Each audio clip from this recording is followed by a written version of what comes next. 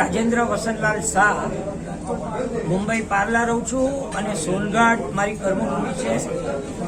પૂજ્ય અમારા ગુરુદેવ પૂજ્ય કાનજી સ્વામી અને પૂજ્ય બેન શ્રી ચંપાબેન નું આ સંસારમાં જો મને સાચો માર્ગ મળવાનું નિમિત્ત બન્યું હોય તો આ બંને મારા ગુરુ છે. આ ગુરુના કારણે મને અધ્યાત્મનો સાચો માર્ગ મળ્યો અને સોનગઢમાં રહીને જેટલા પણ કામ થાય એટલા સારામાં સારી ભાવનાથી કરેલા છે. એવી જ રીતે જ્યારે 2006માં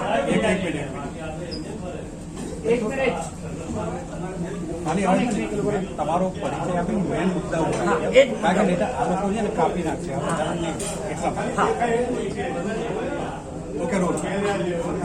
અમારો મુખ્ય મુદ્દો એ છે કે 2013માં આ જંબુદ્વીપ અને બાહુબલી ડોમ બનાવવાનો જે આઈડિયા આપેલો, જે કૃત્રિમ પહાડ બનાવીને ભગવાન બાહુબલીની મૂર્તિ બિરાજમાન કરવાની હતી, એ બિરાજમાન આજે થઈ ગઈ છે અને એની નીચે ડોમ બનેલો છે. એનો સારો આઈડિયા અને પ્લાન બધા મેં પોતે આપેલા અને હું એ પ્રોજેક્ટ મેનેજમેન્ટ કમિટીમાં મેમ્બર હતો અને એ કામ શરૂ થઈ ગયું હતું. એ કામ શરૂ થતા વચ્ચેથી નેમિષભાઈ શાંતિલાલ શાહનો પ્રવેશ થયો, જે ખૂબ મોટા ધનપતિ છે અને મોટા દાતા છે.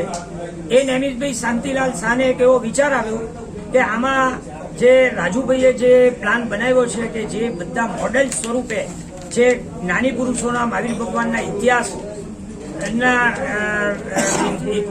ઇતિહાસના મોડેલ બનાવવાના છે, એ મોડેલની જગ્યાએ ઇલેક્ટ્રોનિક ડિજિટલ પ્રોજેક્ટ કરવો.